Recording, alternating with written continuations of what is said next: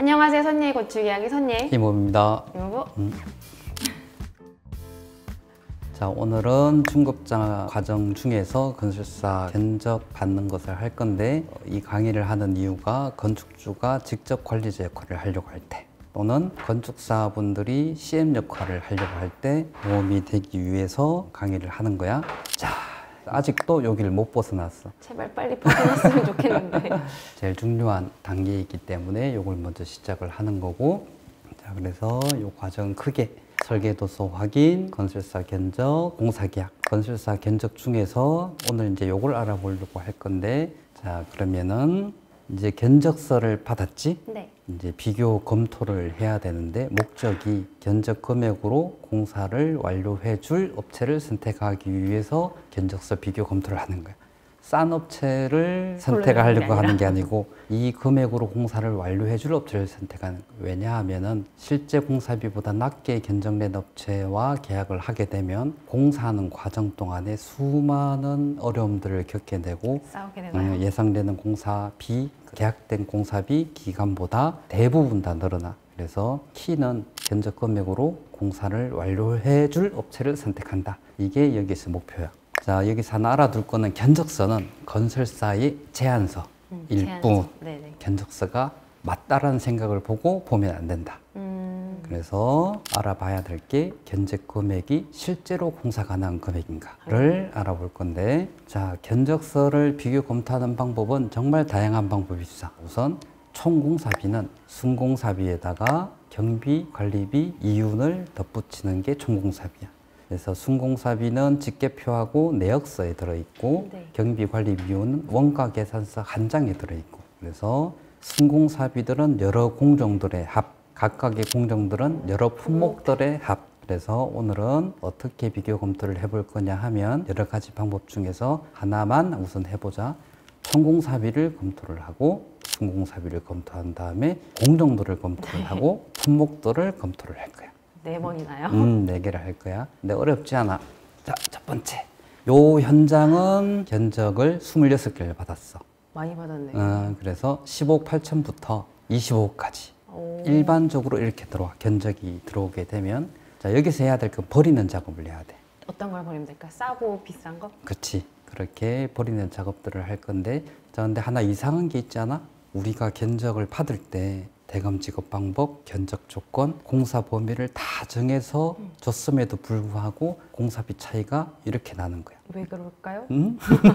건설사마다 본인들의 처한 상황들이 다 달라서 그래. 본인들이 보유하고 있는 하도 업체들도 다 다르고, 도면을 해석하는 것도 조금씩 다 다르고, 그래서 금액들이 이 정도 차이가 날 수밖에 없어. 이 중에서 우리는 실제로 이 금액으로 공사 가능 업체를 찾는 거야. 그러니까 26개 중에서 하나를 픽하는 거지. 자, 그러면 요걸 좀 간단하게 직관적으로 범위를, 이해할 네네. 수 있는, 자, 요 밑에가 금액, 저 위에가 업체 수야. 일단 가운데 많이 몰려있는 곳이 적정한 가격인 것 같다라는 그치. 생각이 드네요. 그게 맞는 말이야. 그러니까 26개 건설사가 견적을 냈는데 17억, 18억대의 업체들이 다 몰려 있어. 그러면은 시장에서 내가 물건을 사려고 할 때 26개의 가게를 다 들려봤는데, 어떤 업체는 100원, 어떤 업체는 1000원. 근데 대부분의 업체들이 500원입니다. 라고 하게 됐을 때 직관적으로 이제 500원이 실제로 적정 금액대구나라고 이제 인지를 할 수 있는 거야. 요 업체인 거야, 여기. 네. 자, 그럼 이 업체를 표기를 해보면, 너무 낮은 거, 너무 높은 거 빼고 나면 15개 업체가 나는데, 실제로 제일 낮은 금액으로 냈다고 하더라도 견적을 잘 냈을 수도 있어. 그건 이제 다음에 검토를 해보자. 이제 순공사비 경비랑 이런 거 다 빼고. 네. 순공사비만 해보면 얘도 요렇게 나와. 얘도 아까처럼 그렇지. 극단적인. 극단적으로 나눠지게 되지. 여기다 가장 많이 낸 업체들을 보면 요렇게 돼. 그래서 14억대에 7개, 그 다음에 15억대에 9개 업체가 몰려 있는 거야. 자, 요것도 표시를 하면 E부터 K까지 15개 업체. 자, 그럼 요걸 2개를 합해보자. 그러면 총공사비로 봤던 게 요 업체고, 네. 순공사비로 봤던 게 요 업체고. 조금 다르네요. 그지. 그러면 2개가 공통으로 해당되는 게 요 업체인 거지. 그러면 그 업체를 일단 픽해야 되겠네요. 그렇지. 그러면 총 26개 중에서 13개로 반으로 줄인 거야. 반이 날아가다니. 반이 날아간 거야. 자, 그럼 총공사비하고 성공사비를 봤으니까 이제 공정별 공사비를 봐야 되는데 자, 26개를 보는 게 아니고 네. 13개 업체를 봐. 자, 13개 골라놓은데. 업체 중에서 건축은 총 17개 공정에 341개의 품명들이 모여져서 건축이 되고 네. 토목은 8개 공정에 72개 품명이 모여져서 토목이 되고 전기는 12개 공정에 326개 품명이 모여서 전기, 기계는 7개 공정에 257개 품명이 모여서 기계가 되는 거야. 거의 뭐 지금 1000개 넘는 그치. 것을 이걸 다 봐야 된다는 그렇지. 거죠? 그러니까 이걸 일일이 다 보기가 어렵지. 네. 그 13개 업체를 다 본다고 하는 건 그래서 위에서 한번 걸러내는 거야. 자, 요걸 하려면은 여기 빨간색, 파란색이 보이지, 그지? 네. 여기에 각각 공정별로 너무 낮다, 너무 낮다를 표기를 한 거야. 근데 너무 낮다, 높다를 하려면 뭐가 필요해? 기준점이 필요하죠. 그렇지. 기준점 어떻게 잡을까? 평균으로? 자, 요거는 각각의 품목들이 이렇게 모여져서 미장공사가 됐는데 13개 업체들의 가격들을 여기다 붙여놔. 자, 여기서 단가를 보면 이 단가는 무슨 단가일까? 재료비? 농업비? 경비? 합한 거야. 여기에 단가는. 그래서 간혹 가다가 건설사가 낸 견적 금액의 재료비 비율이 어떻고 농업비 비율이 어떻고 이런 것으로 고민을 하는 경우가 있는데 사실 그건 고민할 필요가 없어. 다 포함되어 있는 건. 포함되어 있는 금액으로 견적을 분석을 해야 돼. 왜 그러냐 하면 업체들한테 이제 견적을 받아보면 어떤 공정은 재료비하고 농업비를 다 포함해서 재료비로 다 넣는 업체가 있는 반면에 어떤 것은 또 농업비로 넣는 경우도 있어. 그래서 그걸 보는 게 아니고 각각의 품명의 합한 단가가 적정한 금액이냐를 확인하는 거야. 자, 그리고 나면 단가를 넣어야 되잖아. 그죠.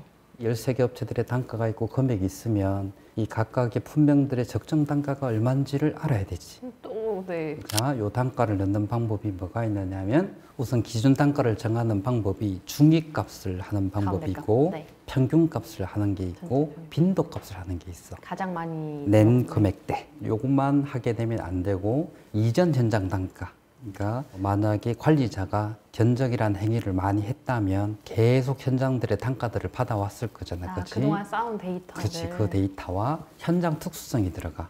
그래서 현장 특수성의 단가를 가지고 요거 단가를 중위값, 평균값, 빈도값 중에서 하나를 선택을 한 다음에 이전 현장 단가와 현장 특수성을 고려를 해가지고 단가를 다시 세팅을 해.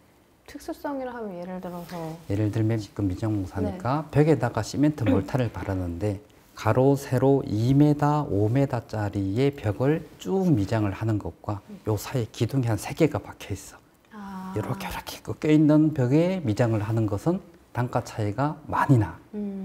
그런 현장 특수성들이 여기 들어가야 되는 거야. 당연히 공사비를 검토를 할 때는 경험이 많은 사람들이 검토를 하는 게 기준 가격을 잘 잡을 수 있겠지. 근데 제가 만약에 관리를 한다면 이전 현장 단가랑 현장 특수성을 모르잖아요. 그럴 경우에는 앞에 3개로만 해야지. 그치. 3개로만 해야 되는 거야. 그래서 견적을 많이 받았다면 중위값, 평균값, 빈도값을 가지고 적정 금액대를 볼 수 있고 이걸 이제 하나로 찾고 거기에다가 경험 데이터. 이전에 많은 현장들의 가격을 받았다면 여기 몰탈 발음 내벽이 15,743원인데 이전의 현장들을 보니까 14,000원, 13,000원으로 실제로 공사가 됐어. 너무 높네. 그렇지. 조금씩 보정을 하는 거야. 그리고 이 현장의 내벽의 몰탈 발음이 그 기둥들이 많아서 이렇게 굴곡진 곳이 많아. 그러면은 단가를 다시 올려줘야 되고 이렇게 해서 조정들이 필요한 거야. 그러면 수량 곱하기 단가가 이제 금액이 되겠지. 네. 자, 금액들을 다 합한 금액이 몇 미터 얼마야? 5천만 원. 네. 그지? 요게 여기 들어가는 거야. 아까 5천만 원이? 네네. 그 얘기는 뭐냐 하면은 건축, 토목, 전기, 기계의 1000개의 품목들의 이 단가들을 다 넣어놓고 금액들을 뽑은 다음에 여기에다가 박아 넣는 거야. 그러면 이제 미장공사가 5천만 원인데 네. 빨간색은 5천만 원보다 높은 거, 파란색은 낮은 거. 네. 그래서 짙은 빨강은 너무 과하게 들어가고 짙은 파랑은 너무 낮게 들어간 거. 그래서 어떻게 하냐면 기준 단가보다 10% 이상이면 붉은색을 칠하기 시작하고 기준 단가보다 10% 이하면 파란색을 칠하기 시작해. 왜 이런 일이 생겼을까? 기준 단가를 정했다고 하더라도 실제로 건설사마다 더 잘하는 게 있을 거고 더 더 못하는 게 있을 수 있거든. 근데 그 편차가 플러스 마이너스 10%를 넘어가지 않아. 근데 그걸 넘어갔다라고 하는 거는 견적을 뭔가가 오류가 있다. 잘못된 것. 근데 보면 여기에 모든 업체들이 다 빨간색, 파란색들이 있지. 네, 여기에 빨간색, 파란색이 하나도 없이 흰색만 쭉 있는 경우 사실 잘 없어. 그럼 흰색만 있는 데가 있으면 거길 픽하면 그게 이제 업체가 견적을 잘 낸 거지. 근데 그렇게 될 확률은 없어. 거의 없어요. 거의 없어. 자, 그러면 E부터 S까지 13개 업체 중에서 정리를 한번 해보자. 자, 우선 여기 우측에 견적 오차라고 네. 생겼지. 요 견적 오차는 뭐냐 하면 기준공사비 플러스 마이너스 10%를 벗어난 공정별 공사비의 절대값 합을 총공사비로 나눈 비율이야.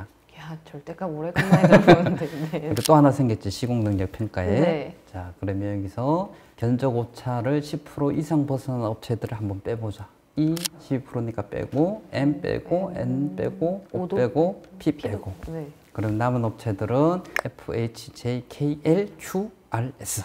자, 이제 시공능력 평가율을 한번 보자. S가 지금 시공능력 평가가 0이지. 얘는 신생업체인가 보네요. 신생업체라고 볼 수 있지. 자, 빼고. 빼야죠. 그리고 낮은 업체들을 한번 빼보자.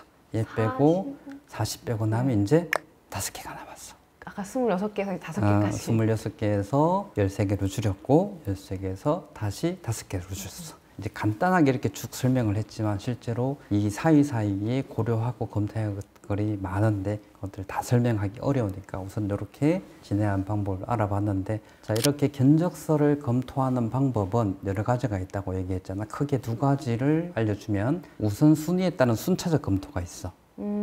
그래서 A평가, B평가, C평가, D평가. 그래서 아까처럼 총공사비에서 아웃된 업체들 빼고, 순공사비에서 다시 아웃된 업체 빼고, 공정공사비에서 아웃된 업체 빼고, 시공력 평가에서 아웃된 업체 빼고. 계속 걸러나가는 걸러나. 이게 거꾸로 될 수도 있어. 시공능력 평가액, 총공사비, 순공사비, 공정공사비. 우선순위 때문에. 우선순위 때문에. 예를 들어서 이 현장은 건설사의 시공능력이 참 중요해. 라고 하면 제일 먼저 기준을 둬야 될 게 시공능력이지. 근데 건축주가 나는 공사비가 제일 중요해. 그럼 그게 앞단으로 그치, 앞단에서 가야 되지. 자, 이거는 견적을 많이 받은 경우에 적합한 방법. 버리는 거. 네네네. 적게 받을 때도 있겠네요. 그렇지. 그러면 가중치를 검토하는 방법이 있는데, 이거는 이렇게 여러 가지 평가가 있을 때 각각 평가에다가 점수를 주고 가중치를 곱해. 그러니까 시공능력 평가액에 가중치를 높게 줄 수도 있고, 총공사비에 가중치를 높게 줄 수도 있고, 아니면 공정공사비에 가중치를 높게 줄 수도 있고, 이렇게 해서 다 더한 다음에 총점으로 보는 방법이 있어. 순위를 보는 거군요. 이제 견적이 적은 경우에는 이게 해당이 돼. 근데 여기서 가중치 검토를 할 때는 어려운 게 뭐냐면 각각의 평가 항목도 가중치를 몇 프로로 매길 거냐. 공사비가 미친 듯이 중요한 사람이 있을 수 있잖아요. 그렇지. 그래서 이제 우선순위에 따른 검토가 같이 들어가는 거야. 그러니까 여기에서 가중치가 2위하고 사실 똑같은 거야. 자, 총공사비, 순공사비, 공정공사비, 시공능력 평가를 했을 때 가중치가 어디가 제일 높을까? 총공사비가 제일 높을 때 제일 앞단에서 해서 이렇게 뒤로 넘어온 거야. 그래서 요 순서하고 여기 가중치하고 같아.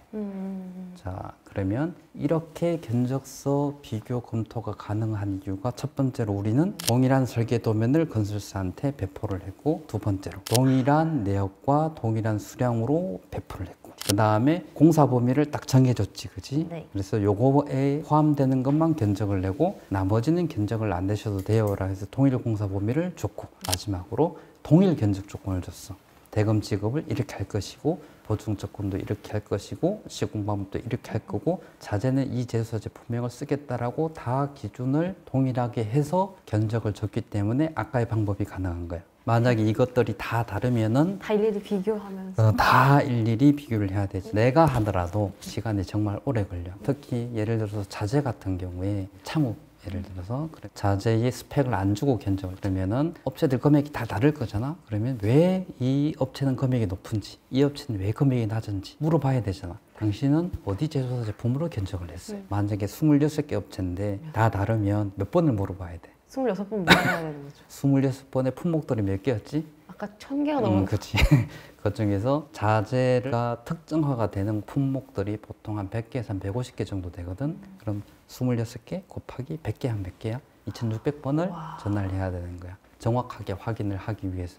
그래서 견적을 비교 검토를 할 때 이 조건들을 다 동일하지 않게 하게 되면 견적을 받더라도 나한테는 그게 쓰레기가 되는 거야. 내가 보지를 못하니까. 근데 그때 할 때 보통 건축주들이 어떤 선택을 하는가 하면 싼 업체를 선택해. 그쵸, 눈에 보이는 건 가격이니까. 그래서 실패할 확률들이 점점 더 높아지는 거야.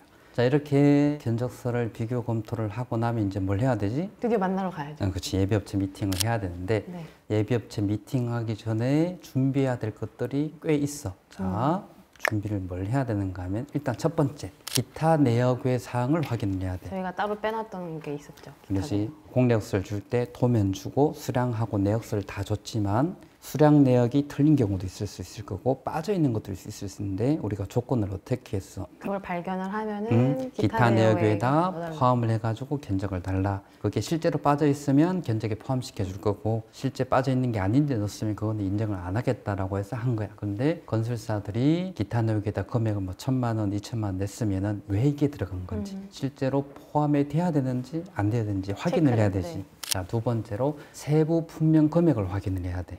아까 설명할 때는 세부 분명별 금액을 확인을 안 하고 쭉 왔잖아, 네. 그렇지? 근데 보면은 업체들이 금액을 적지 않은 품목들이 간혹 있어. 근데 가서 확인을 해보면 요 품목은 이 위에 있는 이 품목에 포함되어 있습니다 라고 얘기하는 경우도 있고 아 이건 저희가 비용이 안 들어갈 것 같아서 뺐습니다 라고 하는 경우가 있는데 이제 이런 것들은 확인을 해야 되는 거야. 금액이 과한 분명히 있을 수 있을 거고 금액이 너무 작은 분명히 있을 수 있을 거고 다른 업체보다 금액이 높아. 왜 높아요? 금액이 너무 낮으면 왜 낮아요? 물어봐야지. 그래서 요 두 가지를 가지고 업체 질문 리스트를 만들어야 돼. 아, 이 분석한 걸 바탕으로 가지고 내가 물어보고 확인할 것들 리스트를 만들어야 돼. 그래서 첫 번째가 내가 견적을 뿌릴 때 견적 조건을 써놨잖아, 그렇지? 네. 그거를 실제로 견적 낼 때 확인하고 냈는지를 물어봐야 되겠지. 아, 내 견적 조건 제대로 봤니? 봤니?라고 한번 물어보고 두 번째로 위에 있는 네네. 이거를 확인 질문을 또 해야 돼. 그러니까 이 질문을 하면 보통 건설사를 미팅을 할 때 뭘 물어봐야 되지? 이런 준비를 하고 가면 물어볼 게 너무 많아. 그래서 이렇게 물어보다 보면 이 건설사가 견적을 잘 냈는지 어떤 생각으로 견적에 참여를 했는지 아, 그 답변으로 느껴지겠네요. 다 느껴져. 아, 근데 여기에서 조심해야 될 게 뭐냐 하면 다른 업체보다 금액을 너무 터무니없이 넣었어. 네. 근데 건설사가 아 이건 저희가 자회사로 뭐 창업체를 가지고 있으니 싸게 했습니다.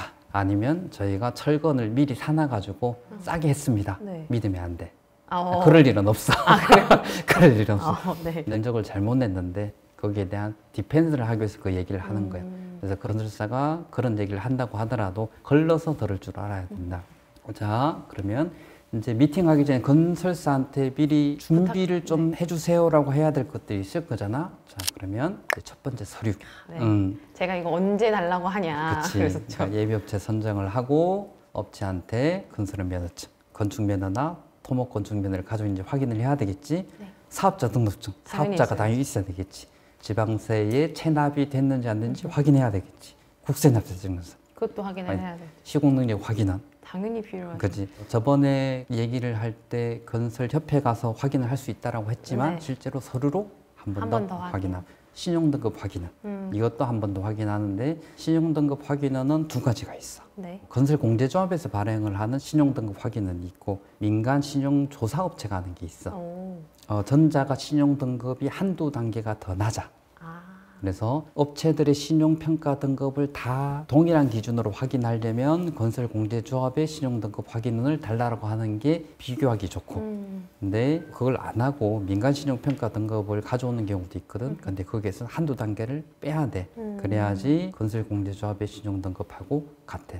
그리고 보증 가능 금액 확인은 이게 왜 필요하지? 보증서를 꺼내야 되는데 그만큼 보증 가능 금액이 확보가 되어 있는지. 그다음에 제재 처분 부실 결정 확인원도 떼달라고 하고 제일 중요한 것 중에 하나가 현장 대리인 경력 증명서. 아, 그쵸. 그러니까 이전까지 현장 대리인을 어떤 사람인지 몰랐잖아, 그렇지? 이제 현장 대리인 경력이 어느 정도 되는지를 확인할 필요가 있는데 페이퍼로 확인할 수 있는 가장 쉬운 방법이 현장 대리인 경력 증명서예요. 딱 보면 이분이 기사나 기술사나 이런 자격이 뭘 가지고 있는지 그다음에 교육을 어떤 것들을 들었는지 어느 현장에 몇 달 동안 일을 했는지 그리고 건설사를 어디를 다녔는지가 그 경력 증명서에 다 나와. 그래서 이제 그거를 확인을 해야 돼. 네. 그리고 나서 두 번째로 미팅할 때 필수 참여자를 알려줘야 돼. 견적낸 담당자와 현장 대리인을 참석을 시켜야 돼. 근데 왜 미팅할 때 네. 둘을 같이 참여를 시키느냐? 네.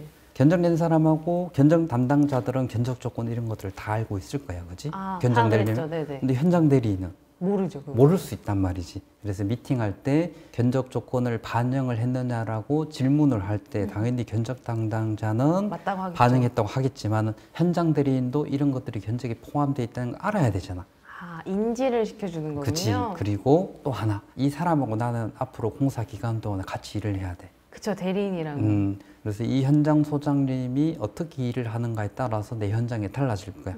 그래서 나와 손발을 맞춰서 같이 갈 수 있는 사람인지 확인하는 거야. 첫 대면이니까. 그래서 이 과정에서 현장 소장님, 현장 대리인하고 신뢰관계를 쌓는 게 중요하고 견적 담당자보다 현장 대리인에게 더 많은 질문을 하는 게 좋지. 당연히 예비업체 선정되고 미팅을 했다면 견적 담당자는 견적냈던 자료들하고 이런 것들을 현장 대리인에게 전달을 했을 거고 현장 대리인은 적어도 현장을 한번 갔다 왔을 거야.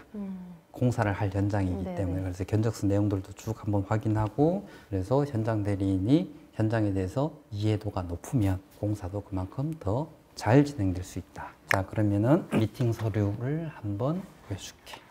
자, 샘플인데 건설사를 면담할 때 네. 아까 확인해야 될 서류들 있지? 네. 요거 확인해야 돼. 그래서 그러면 옆에 확인 결과에다가 네. 확인했으면 체크 뭐 이렇게 하고. 자, 왜 이게 필요하냐 하면 네. 내가 3개나 5개 업체를 만나잖아. 까먹어. 아, 잊어버리니까 적어놓고. 그 서류들을 적어놓고 쭉 다 확인하는 거야. 그리고 나서 이제 건설사한테 이런 질문들을 하는 거야. 이게 이제 견적 담당자가 되든지, 뭐 건설사 대표가 되든지, 아니면 상무나 이사가 되겠지. 그리고 이제 견적 금액에 대한 확인. 그래서 이런 것들을 물어보는 거야. 되게 디테일하게 물어보네요. 그러니까 이게 견적 조건에 있는 내용들을 건설사가 잘 맞춰서 낸 건지, 그리고 앞으로 난 이렇게 공사를 할 건데 당신들이 그걸 이해를 하고 있는 건지, 그리고 현장 대리인 할 때도 이름이 누구고 기술 자격이 뭐고 기술 등급이 뭐고 언제 입사를 했고. 입사일까지도 중요해요. 중요해. 왜 중요하냐면 이 현장 대리인이 이 건설사에 그래도 꽤 몇 년 동안 일을 하신 분이야. 그러면은 이 현장 대리인하고 건설사하고는 소통이 잘 되겠지. 서로 손발이 맞춰서 했으니까. 그러면 이 현장 대리인은 건설사와 건축주 중간에 있는 사람이야. 현장 소장하고 건설사하고 트러블이 있으면 내 현장에 영향이 끼쳐. 당연히 근데 있죠. 적어도 건설사하고 현장 소장이 잘 관계가 만들어져 원활한 있고 사이가 서로 신뢰관계 있으면 나하고만 잘 맞춰주면 되잖아. 그죠. 그래서 갑자기 현장 소장님이 공사하다가 저희 퇴직했습니다. 다른 현장으로 가야 돼요. 이러면 난감하죠. 난감한 거야. 난감하죠. 새로운 사람하고 또 같이 일을 하려고 하면. 그래서 현장 소장한테도 이런 것들 물어봐야 돼. 이런 것들 쭉 다 물어보고 다 정리를 해가지고 어쨌든 예비업체 면담을 하고 나면 이제 평가를 해서 최종 업체를 결정을 해야 되기 때문에 준비를 해야 된다. 예비업체 면담을 갈 때 미리 물어볼 것들을 다 준비를 해가고 건설사한테도 이런 서류 다 준비를 해놓으라고 하고 미팅할 때 보통 1시간, 뭐 길면 한 2시간 정도까지 될 수도 있는데 아까 서류상으로 금액하고 이런 것들 다 검토를 했잖아. 그래서 네. 예를 들어서 5개 업체를 예비업체로 골랐어. 사실 5개 업체 고를 때 마음속으로 나 어느 업체가 제일 좋겠구나라는 순위가 매겨져 있거든. 내심 속으로는. 그렇지. 근데 실제로 예비업체를 만나보면 이 순위가 바뀌는 경우가 거의 대부분이야. 그 미팅으로 인해서. 미팅으로 인해 가지고. 그래서 예비업체 면담을 잘 해야 된다.